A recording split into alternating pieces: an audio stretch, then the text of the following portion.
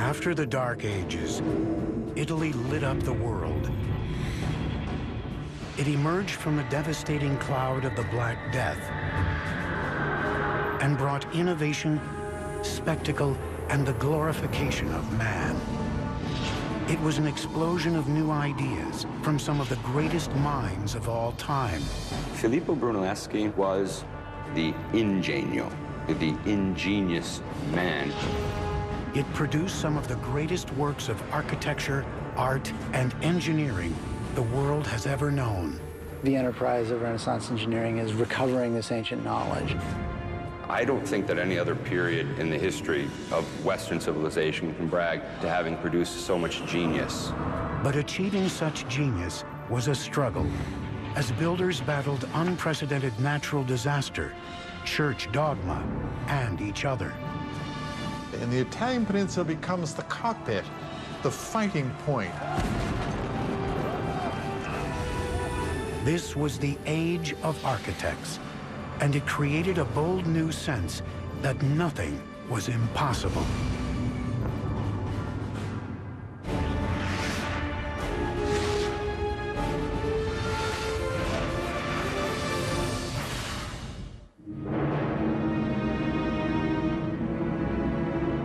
In 476 AD, the great Roman Empire has collapsed, ending its period of domination. The emperors who ruled and shaped the region have been dissolved, and Western Europe has become fractured. For centuries, Europe is dominated by a line of German kings who called their domain the Holy Roman Empire. But by the 12th century, a loose collection of Italian republics is taking shape. Together, they aim to recover the past glory of Rome. They would revitalize Europe and engineer the blueprint for the modern Western world. Hi, I'm Peter Weller. And in 2001, I came here to the city of Florence to finish a master's degree in Italian Renaissance art history at Syracuse University in Florence. The Italian Renaissance is as overwhelmingly mind-blowing as it is beautiful. It is the most impacting epoch of the last millennium. It is the age of invention with Da Vinci and Copernicus and Gutenberg, but it is also the age of the cult of personality. It is the time when that unknown artisan or craftsman will become the artist. It is the time when that nameless builder will become the architect. In the 12th and 13th centuries, Italy is really beginning this sort of rebirth. Because what's happening is that stability has been reinstituted onto the peninsula, mainly through the Holy Roman Empire, through the system that we call feudalism. The city is reborn. Within these newly liberated Italian cities, a new kind of leader emerged. The rulers of the Italian city-states are the merchants. They're not the traditional aristocracy. They're not the traditional nobles. And this produces this extraordinarily vibrant urban life in the 13th century. Families like the Medici went from running banks and businesses to running cities. Wealth bought power, and power could buy art and architecture. These once small towns soon began to build on a massive scale, always with an eye at outdoing their neighbors and maintaining independence.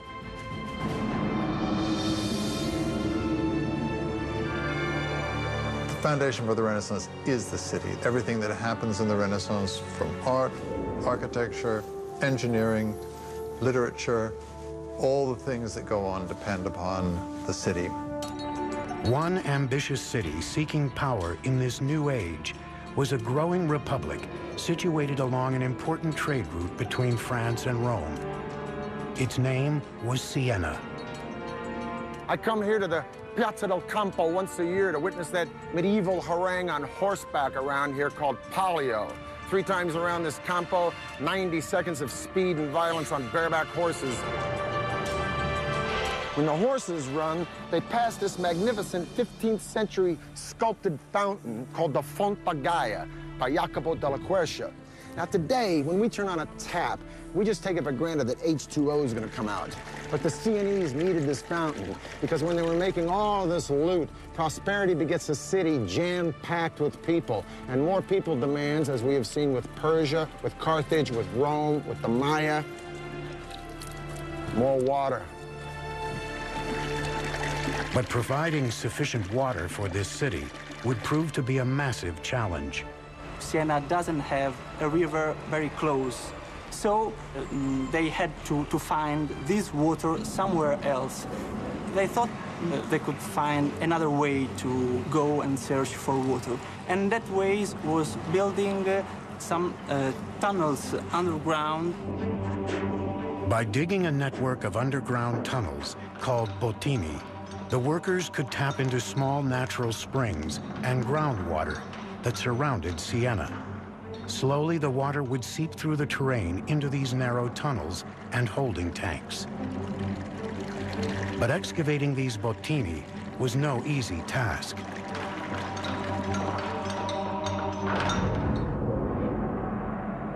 Workers used shovels, picks, and chisels to chip away at the calcite deposits in the tunnel, working in dark, dusty conditions, often no more than a few feet high.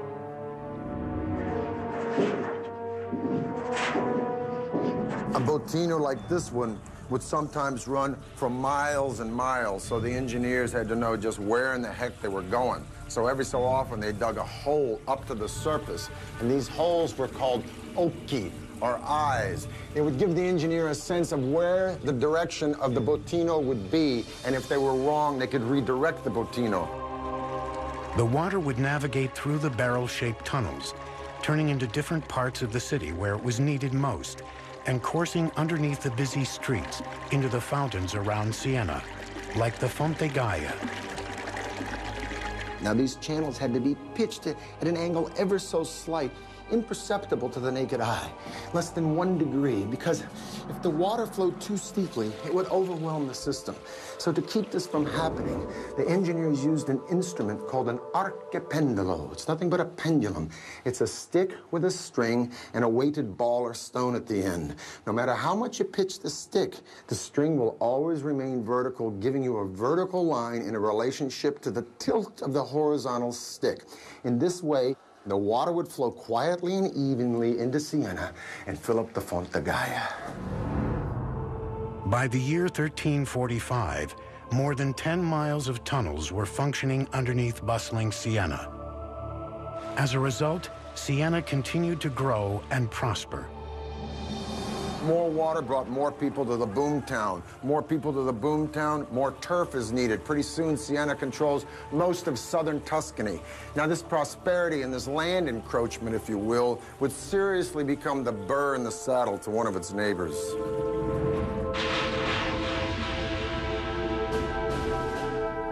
Florence and Siena are the two dominant republics in Tuscany. It was a rivalry on all levels: economic, political, artistically. And in the 13th century, the city-state of Siena, in all three of these categories, was probably Florence's superior. The two republics would go head-to-head until Siena delivered a crushing blow at the Battle of Monteperti in 1260. Siena fights Florence. And to put it bluntly, Siena kicks ass. Florence goes home in humiliation and defeat. But guess what? That ain't gonna be for long. The hydraulic engineering that made Siena the place to be couldn't sustain it through one of the greatest natural disasters the world had ever seen. In 1347, the Black Death struck. And according to the eminent humanist writer Giovanni Boccaccio, who witnessed the Black Death, the disease killed so fast that you could lunch with your friends and dine with your ancestors in heaven. One conservative estimate is that Siena lost over 60% of its population in a matter of months. One thing is for certain: after the Black Death, Siena would never be a major player again on the stage of early modern Italy.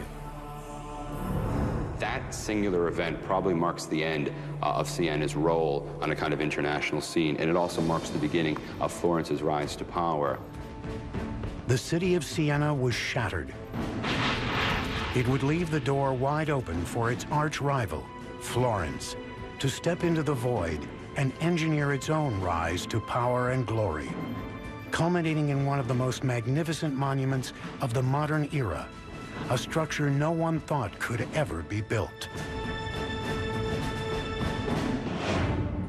Siena's Bottini system was functioning as the city's primary water source until 1914. In the 13th and 14th centuries, cities are the power centers of Italy. But Florence is in a class by itself. The ruling elite is thriving, with money to burn. Man and his unlimited potential are taking center stage. It's a revolutionary idea called humanism.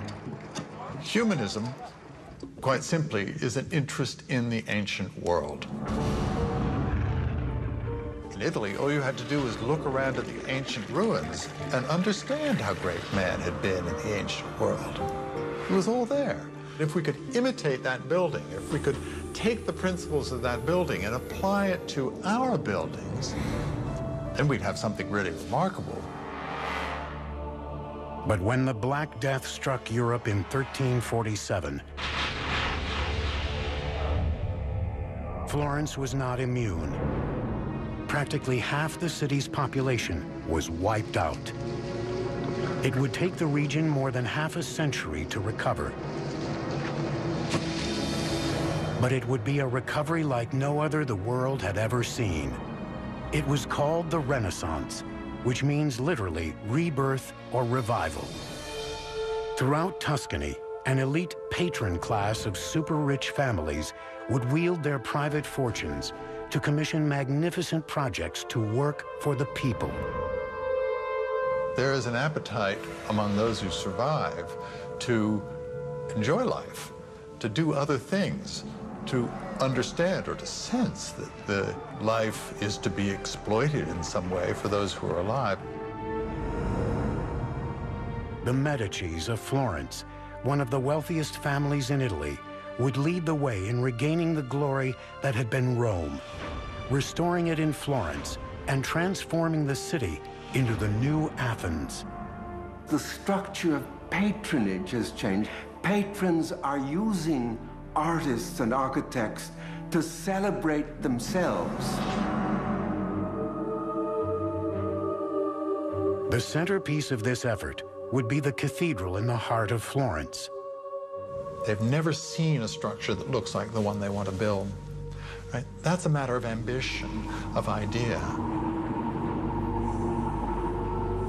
See that big old church behind me with that scaffolding on it? It's called Santa Maria del Fiore, otherwise known as the Duomo, or Cathedral of Florence. It was built by a guy named Arnolfo da Cambio around 1200s, but you know what? He was dead before it was ever finished. Arnolfo intended for the church to have a dome, but he's dead, so the church stands for a whole bunch of decades without any dome on it at all. Finally, in the 1400s, it's left up to a guy wearing a real genius suit named Filippo Brunelleschi to not only change the entire idea of building, to become an architect, but to make the entire field of architecture a design. Brunelleschi had grown up in a middle-class family and was expected to become a government bureaucrat like his father. But Brunelleschi was interested in the art of design and first became a master goldsmith. It's only in his early 30s that he then moved over and began to become what we now call an architect. Now, Brunelleschi is a maverick and he's brash. His dad is a notary. Brunelleschi wants to study sculpture. Wonder how his dad reacted to that one, huh? Probably like my old man reacted when I told him I wanted to go to New York and become an actor. In any case, by his early 20s, Brunelleschi is a pretty fair goldsmith. Now, in 1401, the baptistry decides it wants to replace its doors, so they hold a competition. competition comes down to two guys, Brunelleschi and the international Gothic man of the hour, Lorenzo Ghiberti.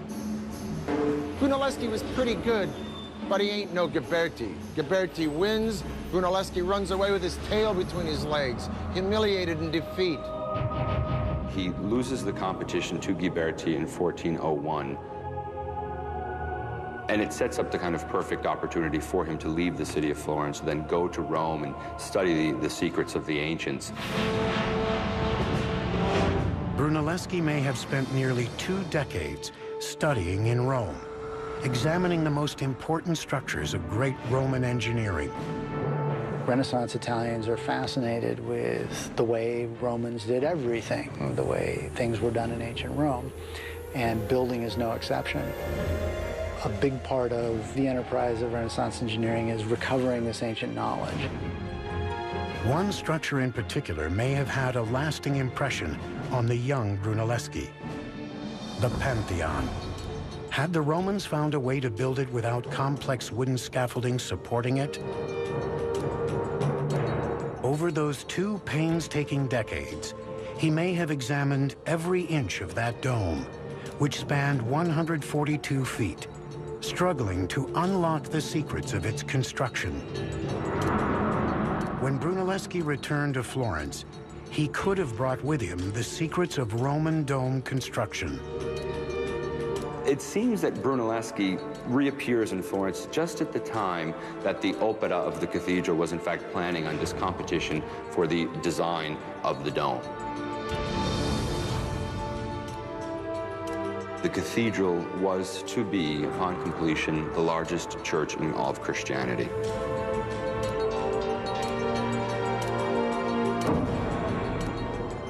It would be one of the greatest construction challenges Italy had ever seen. They were building it large to sort of show the world exactly how important this city was on all levels. The problem is that they were setting themselves up for a big fall. Unlike the other architects, Brunelleschi boldly proposed a method that would earn him ridicule. He designed a dome without the traditional use of flying buttresses, wooden supports, and internal scaffolding. General public opinion was that Brunelleschi had gone very simply mad. They also began to realize that no one else seems to have any clearer picture of how to pull this thing off, and so they begin gradually sort of heed his words.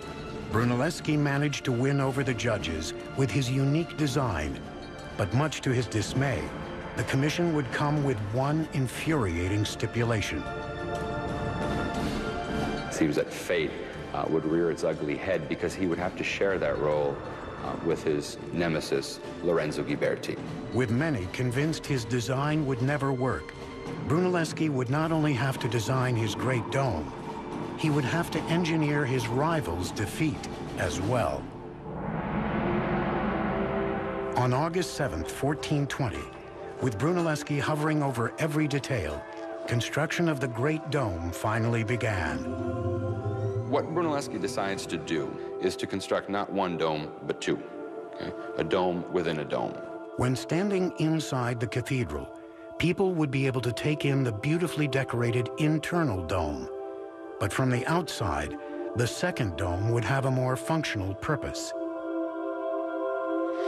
He would use that second shell to protect the inner dome from rain, but at the same time to make the entire structure look more gonfia et magnifica, more swollen and magnificent. To give the shells a structural foundation, marble ribs would be installed for every angle of the octagonal dome. Then, rows of arches would be built to intersect the ribs at 90-degree angles. But Brunelleschi faced one enormous logistical problem, finding a way to lift several tons of material up to heights of more than 200 feet. And so Brunelleschi devises something we call the ox hoist. Oxen yoked to a tiller turned a vertical shaft to raise or lower the hoist. The stroke of genius was a screw that changed gears from forward to reverse and the direction from up or down. This meant the oxen didn't need to be taken out of the harness and spun around. They could keep walking in the same direction to both raise and lower the hoist, a saving of literally hours every day. By the end of the project, it would lift an estimated 70 million pounds. But the material that had been so carefully lifted still had to be moved laterally and then perfectly placed hundreds of feet in the air. To accomplish this seemingly impossible feat, Brunelleschi designed a second entirely new kind of hoist called a castello. The castello was a crane that they used to move weights horizontally. Perched high on the cupola and resembling a gallows, it used a crossbeam and counterweight system, allowing builders to place material with millimetrical precision. These are the machines that he was introducing, and these are the machines that made it possible for such a dome to have been built. But all of this creative thinking still didn't solve the fundamental challenge of constructing such an expansive dome with no internal support. Brunelleschi would still need to figure out how to prevent it from collapsing. It would demand his greatest leap of imagination yet, combined with a lot of hardcore calculation.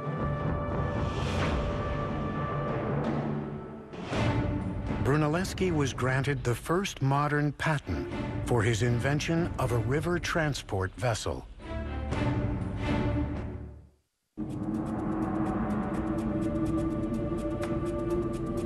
(1420), Florence, Italy. The visionary architect and engineer, Filippo Brunelleschi, has been commissioned to construct the most magnificent dome in the world, the cupola at Santa Maria del Fiore. But first, he will need to prevent it from crumbling to the ground without supports.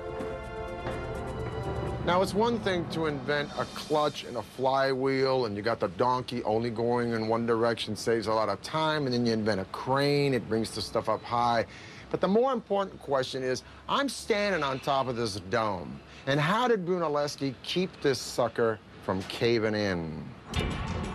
He would have to find a way to keep the bricks in place and support the bed joints of the masonry. The solution? An ingenious bricklaying technique that relied on careful angles, placement, and friction. Brunelleschi comes up with this invention, if you will, from Rome, which they use decoratively, but we don't know that they use it functionally, of herringbone bricks. You have a short brick here that's sort of bookended by two long bricks, and subsequently you have weight coming down, then weight coming down, and then weight coming across, and then weight coming down, and then weight coming across. The whole point of this is that a herringbone pattern will displace the weight out and down instead of just directly down, where you might have a collapse of your dome. To solve the opposite problem of bricks bursting outward, Brunelleschi laid a set of chains horizontally around the octagonal circumference of the dome. They were going to construct these so-called catene, or these horizontal chains that were intended to maintain the hoop stress or the lateral thrust of the dome. 5 chains were to be interlocked at regular intervals to support the dome and serve as invisible buttressing.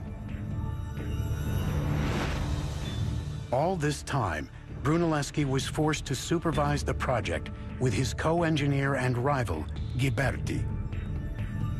Now, with material for the placement of the chains pouring in, he would seize the opportunity to move Ghiberti out.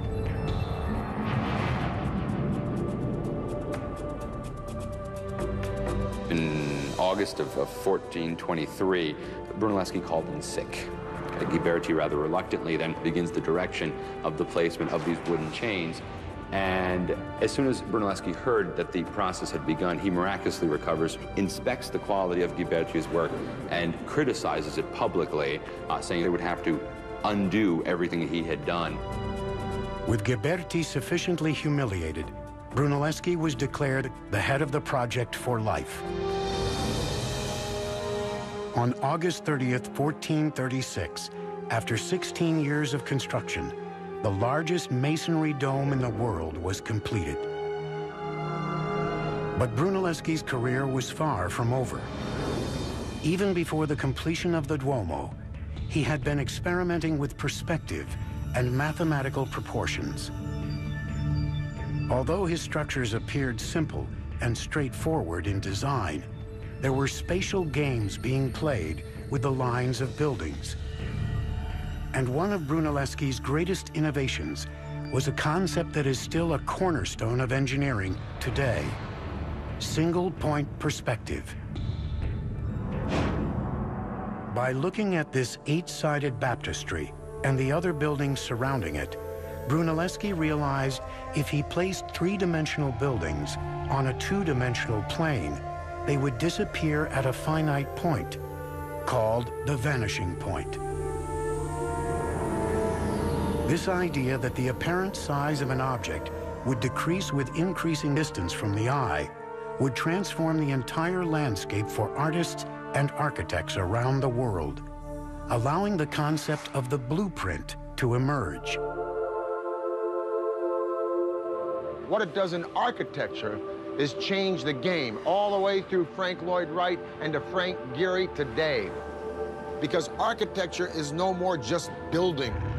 It isn't figuring it out in the dirt and saying, hey, if this wall is that long, we got to make the spire that high. Now they can deduce it and put it on paper.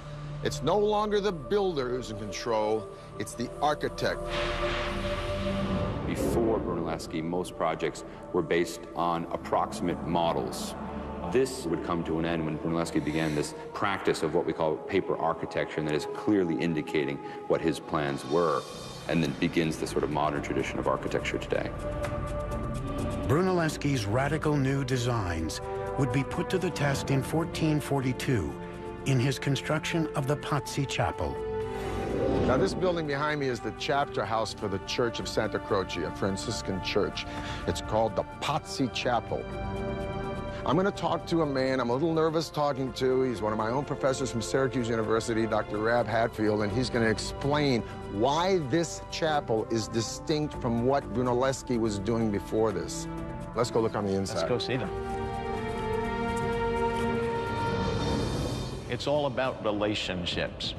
And he's trying to figure out an arrangement of all of these pieces so they all fit together perfectly, just the way the bones all fit together in your body. Right.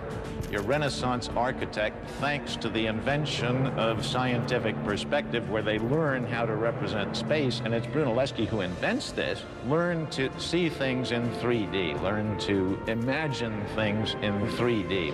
Rather than flying by the seat of your pants, you start with a concept and you follow the concept to its fruition in perfection. And I think you get a very good sense of that. Yeah. I mean, that's spatial magic. Brunelleschi's innovations in design and construction techniques would be emulated by architects for centuries. But a new era was dawning in the age of architects. Neighboring powers rekindled old rivalries.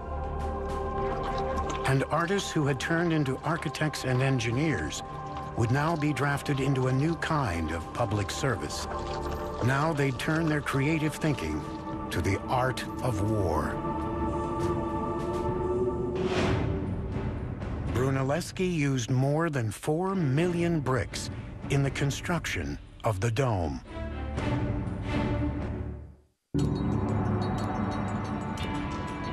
(1459). Filippo Brunelleschi has become the father of Renaissance architecture, making Florence a mecca for innovations in design and construction. Now his methods and ideas spread beyond his republic, as architects throughout the region would launch ambitious building campaigns. Filippo Brunelleschi transforms all of architectural design by using Roman elements like this column and pilasters and numerical proportions, integrating them into an elegant and beautiful whole that is never overwhelmed by one of the parts.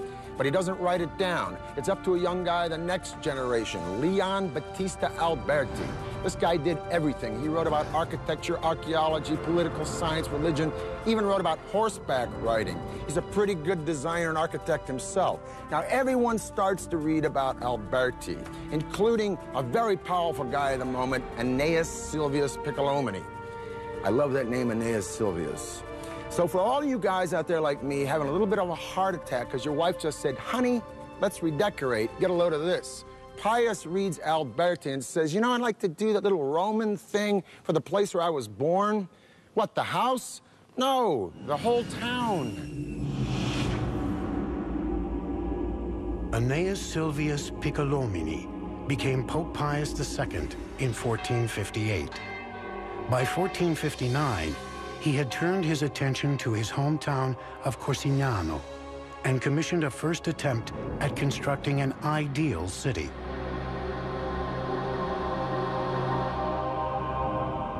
This is the Tuscan town of Pienza.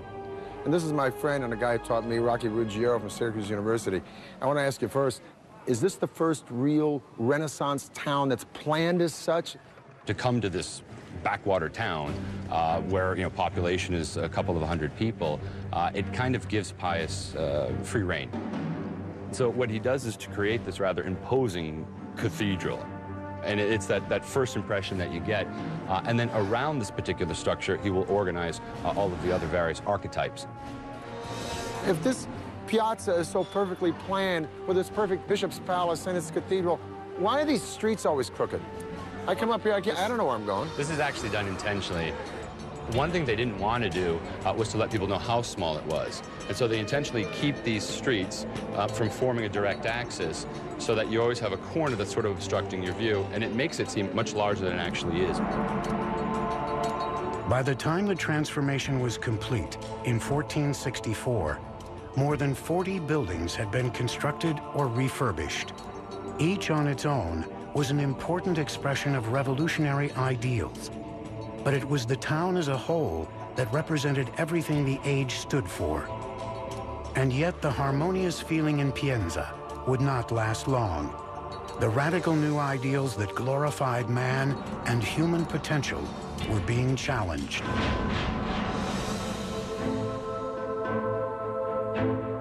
The year is 1492. Not only has Columbus discovered America, but Lorenzo the Magnificent de' Medici, the great patron of the arts in Florence, is dead. But a lot of Florence is sick of the Medicis and their cronyism, and they want the Medici kids run out of town. Plus, they've been listening to the sermons of a small Dominican friar named Girolamo Savonarola, who preaches from the pulpit in the Duomo, railing against corruption in both church and state. He advocates a return to a Florentine republic and civic pride and values through piety. Savonarola warns that if Florence doesn't get its house in order, the winds of God's vengeance will blow through the city, and indeed an evil wind is ready to roll all the way through Italy in the form of Charles VIII of France, who wants to reclaim Naples in the name of his country and threatens to sack any Italian town who stands in his way. Savonarola begins to predict an invasion of some sort. And when it finally comes, he's able to say, you see, I predicted this, I foretold it. He's able to kind of pass himself off as a prophet almost in the Old Testament mode. This crusading friar's vision of invasion would come true. In 1494, Charles VIII, King of France, stood poised on the Tuscan border, ready to march through Italy with his army. Still made up of smaller republics that were feuding among themselves, Italy was ripe for takeover.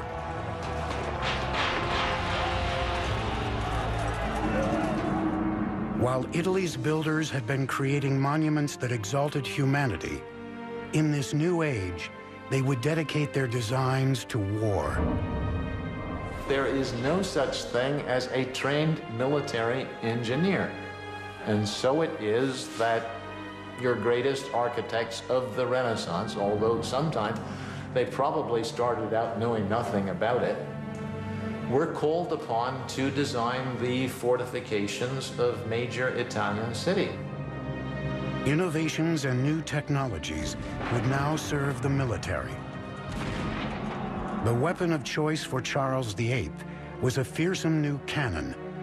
Medieval walls would crumble under its awesome firepower. The cannon became much more reliable and also able to launch a projectile that was much larger, heavier, and to launch at a further distance.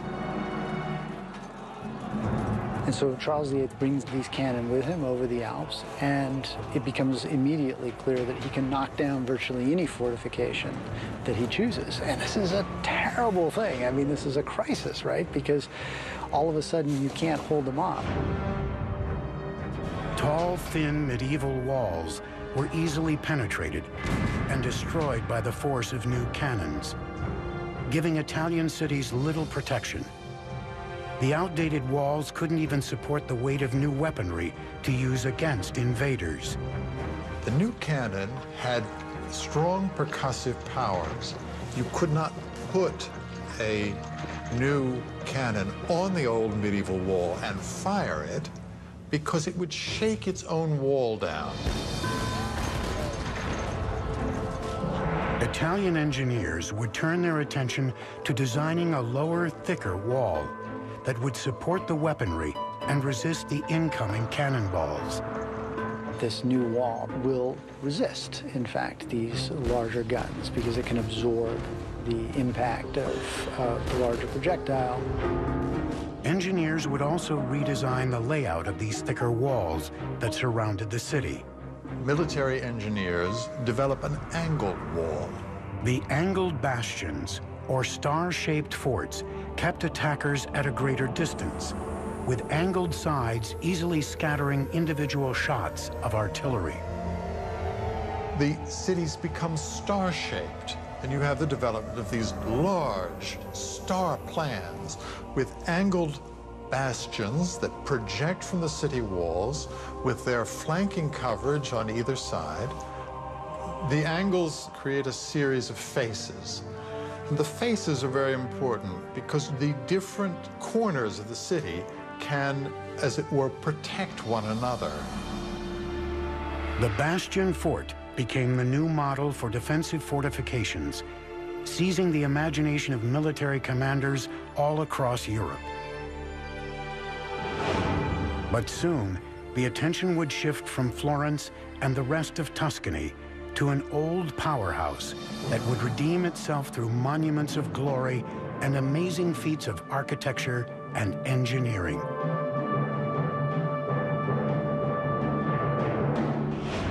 Da Vinci and Michelangelo, while best known for their works of art, also worked as military engineers during the Renaissance. 15th century Italy. Florence has become the center for the Renaissance, bringing new ideas about architecture, art, and engineering to the region. But Florence would soon cede the limelight back to a former powerhouse, now on the rise again. Italy's center of power and glory would now return to the city that conquered the world, Rome. In the early 1300s, there's a big beef in Rome about who exactly is Pope. So the rightful Pope supposedly goes off to France. And for the next several decades, the papacy lives in France. Now, by the 1370s, when the popes come back to Rome, Rome is a ghost town.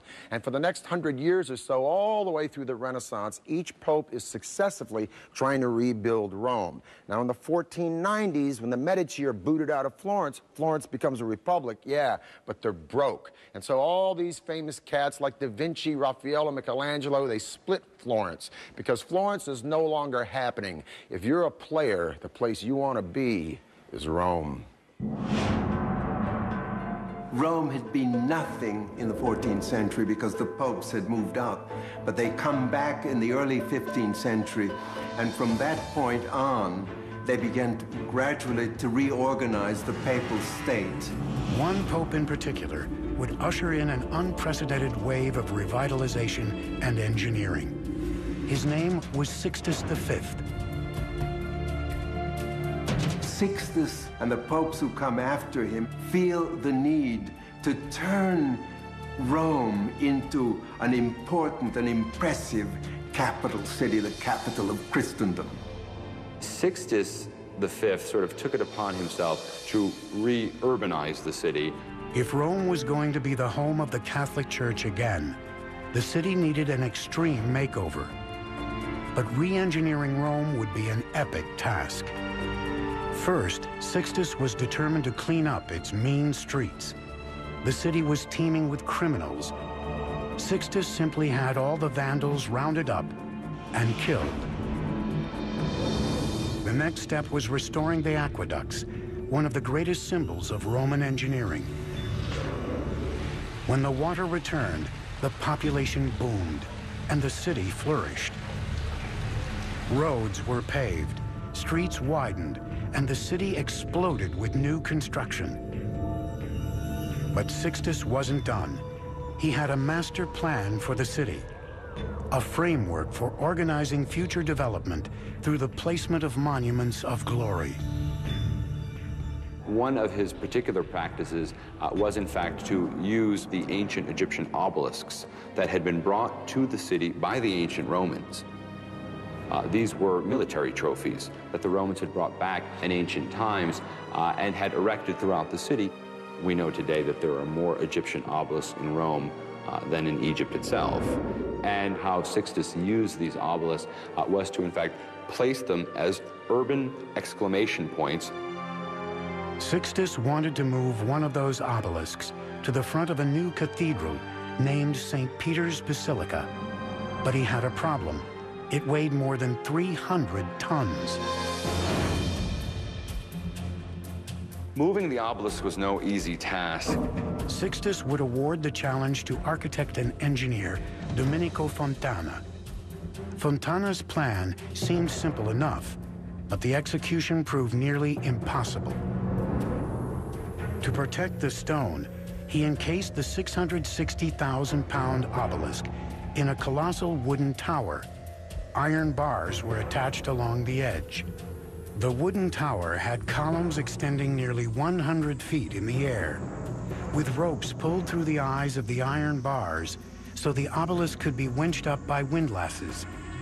The plan was to use a crew of more than 900 men to execute the move.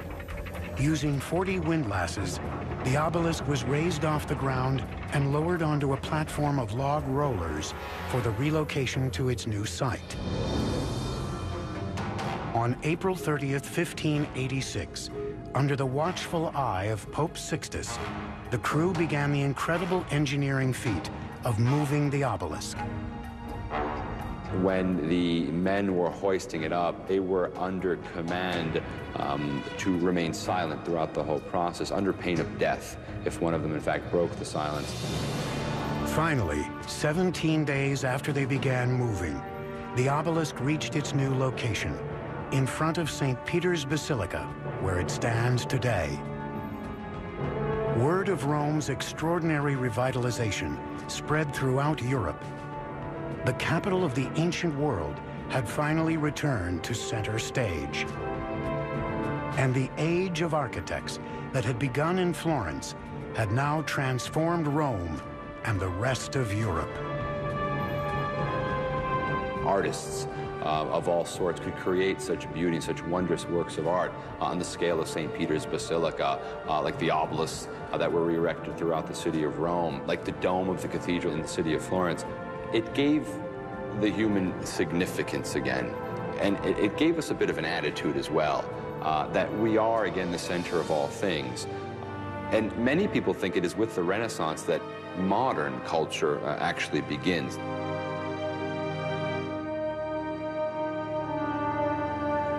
Bella Firenze, beautiful Florence.